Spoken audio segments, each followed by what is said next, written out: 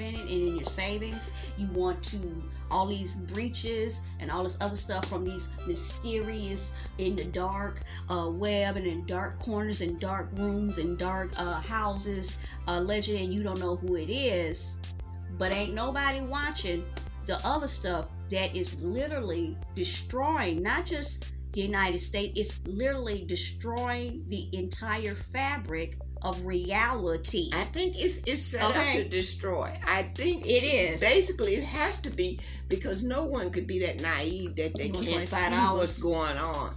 You know, like I believe in helping everyone, but I see that Brandon Johnson said he's going to set up a committee to not set he's going to get a person to work on the homeless situation. So he's going to get a special, I guess, division to work with the homeless people. So why did he decide to work with the homeless people when he brought all these people over here and he knows nothing about them? He has to take care of them, but he didn't do anything about the homeless people till now. I ain't never heard him even mention anything about the homeless people, and I'm a little lost. I've always, even when the asylum seekers came in, I could not understand, why can you find a spot to put them when people has paid taxes, born here, and they're still sleeping on the street? And from the strategy I'm seeing coming up, the ones of us that do have shelter, you're trying to throw us out of those. And you're asking us to take in the asylum seekers, but you haven't asked anyone to take in the homeless one that's sleeping on the streets, that was born here. A lot of us didn't decide to become asylum seekers.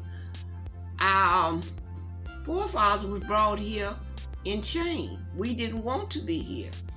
Okay, but now you're telling those that has finally worked their backsides off to get a place to live, you're telling them, take in the asylum seekers. How come you can't get a committee going to say, okay, let's work on something where the homeless people, we can work with them to get them situated?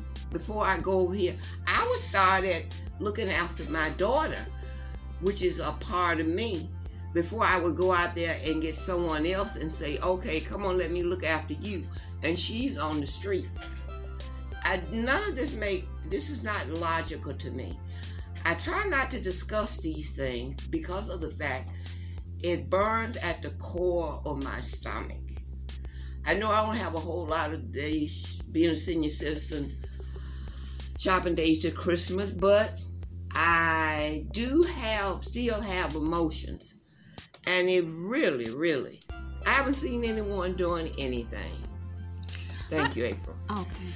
I don't know if you know. You might know.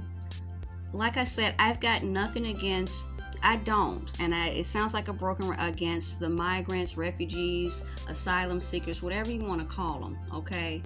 Whatever it is, I got nothing. They're just trying to, there's some of them that are just trying to survive, and I get it, okay?